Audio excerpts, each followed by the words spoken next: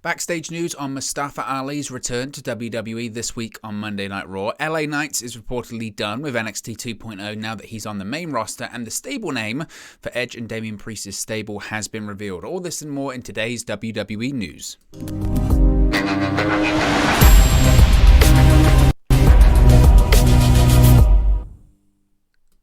Hey guys, welcome back to Wrestling News 365. Hope everyone is doing very well. As always, there are plenty of news stories to get into in the world of WWE.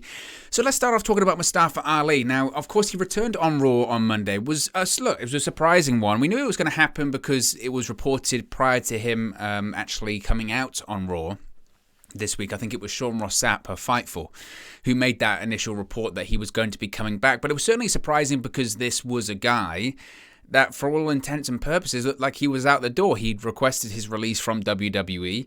Yes, he had significant amount of time remaining on his contract with the company, but the impression kind of was it was going to get ugly. And eventually, when it gets ugly, they end up departing the company one way or the other. It might not be immediately. He has like a couple of years left on his deal, but it felt like it was going to get to a point where Mustafa Ali was going to be leaving the company. So to see him return on Raw this past week was very surprising, very, very surprising. Now, WWE reportedly changed plans for Mustafa Ali's return to action on this week's Raw. Now, as people know, this week's Raw saw Ali make his first WWE TV appearance since last October. Now, of course, this came after Ali requested his WWE release in January, but was denied.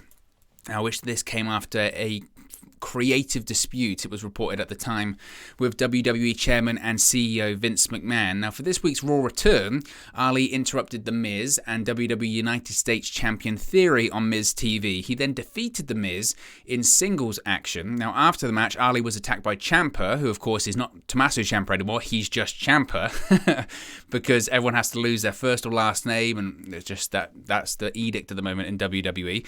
But in an update, WWE Creative came up with ideas to bring Ali back only last week, according to Fightful Select. Sean Ross Sapp once again with this report. As of Sunday afternoon, plans actually called for Ali to lose the match to The Miz, but virtually everything ended up playing out as planned, which just again makes me laugh because again I just wonder what that conversation really looked like, because I would have thought the way to coax this guy back to appearing on television once again was that we've got concrete plans for you. We're going to be pushing you. His frustration with WWE stemmed from a situation of him not being given opportunities, him losing matches, and certainly creative frustration. And I think that request to be released, of course, came after that dispute with Vince McMahon, when McMahon obviously asked him or pitched him a gimmick that Ali found very either offensive or just was like, no, I'm just not doing it. I'm not being that guy. So I did really wonder what that conversation looked like, and it's so hilarious that, okay, we're going to come up with some creative plans for Mustafa Ali. Let's bring him back to Raw, and maybe he can feud with Austin Theory for the US Championship. Okay, that works. Let's have him lose on his first match back. Thankfully, sanity reared its head, because could you imagine? Like, what's the point? This guy, he's been off the television for months, since October. The first match back, he's going to lose. That'll teach him. That'll teach him a lesson. Now, Ali was scheduled to be at Raw this week to meet with WWE Talent Relations head John Laurinaitis, and had yet to actually be informed of the creative plans for his return at that point. He was just told, come to Raw, and then he got to Raw and he said, this is what we got planned for you. Now, word from backstage is that Ali was more than comfortable referencing his absence and why it happened. It was also noted that several people on the roster and staff were excited to see Ali back at work. The Miz, of course, did reference Ali's WWE release request during an in-ring promo in the segment, which again, I saw some people going, pushing the boundary and all that kind of stuff. It's live. At this point, kayfabe really does not exist that much. And everyone's on social media. He even posted it on social media that he requested his release. So why wouldn't you bring it up? Add something to the segment. Get people talking. And they've certainly done that. So I had no issue with that whatsoever. Now, Ali's WWE contract is up in mid-2024. WWE did have the ability to freeze his deal due to inactivity, but they hadn't as of his return. Of course, it is still possible that they will extend the contract due to the period of inactivity. They can add that time on whenever they want. So, yes, it's up in mid-2024. It might get to that point where Ali's like, I'm not going to sign a new deal, by the way. You know, I came back, but I'm still not happy and I still want to leave. WWE can add time on like they did with the late Brody Lee, Luke Harper, and other people. I remember Rey Mysterio when he was leaving WWE in 2014, I think it was. He had a load of time added on because he had numerous injuries. I mean, Jeff Hardy, they could have done that once his contract was expiring. They didn't because, of course, he ended up getting released. But there's no indication that this will happen right now. It looks like Ali versus Ciampa will be one of the mid-card feuds on the Raw brand moving forward. It could also involve the chase for Theory's United States title, which, frankly, Theory is not losing anytime soon. I would have thought it was a situation whereby, look, Ali wanted to leave WWE because he wasn't happy with the creative. He wasn't really doing much of anything, and he had a series of bad gimmicks. The hacker gimmick that was teased in early 2020 felt like it had potential. It was just dropped. He then showed up on Raw. Then suddenly he's the leader of Retribution, which for 5 seconds looked like maybe it's going somewhere. It went nowhere. It was terrible.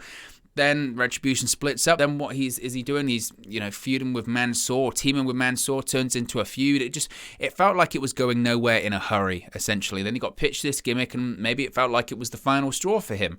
And maybe he and WWE have come to the realization of, okay, we'll just have you come back on Raw, be a babyface, and let's just get to the end of your contract. Why not? You're still under contract. We don't want to release you for whatever reason.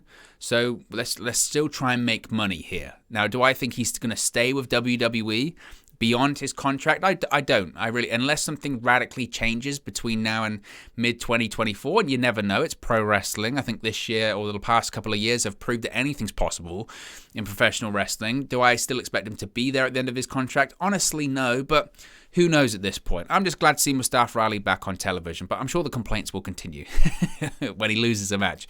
Let's talk about LA Knight, because LA Knight is now officially on the main roster because he's finished with the WWE NXT brand. A new report from Fightful Select, Sean Ross Sapp once again notes that there are no plans moving forward for Knight in NXT. Knight is already considered to be a main roster superstar following his recent SmackDown Dark Match appearances. Now, Knight's last NXT 2.0 match came at Stand and Deliver during WrestleMania 38 weekend, where he took a loss to Gunther, who has since been called up to the main roster on SmackDown 2. It looks like Knight will now be coming to the main roster with his new Knight Model Management stable.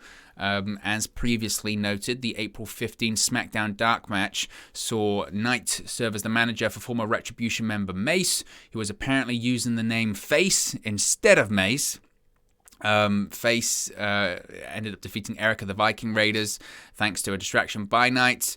He did a promo on that segment talking about money and finding success and his faction, his stable, all that kind of stuff. The Knight Model Management tryout continued before last Friday's SmackDown from Albany, New York. The pre-show Dark segment saw Mansoor accompany Knight to the ring this time. Knight introduced Mace once again, but now called him Mace the Face and cut another promo to hype him up in his stable. So it looks like a bit similar to, and it's not really the best example, granted, but you remember when Keith Lee was doing these dark match segments because they were trying to find out the character of Bearcat Lee, which went really, really well. But I feel like they're just they've got an image of what they want to do with LA Knight on the main roster and his faction, and same with Mace and maybe Mansoor, and they're just trying to work out or iron out the kinks, if you will, when it comes to that one.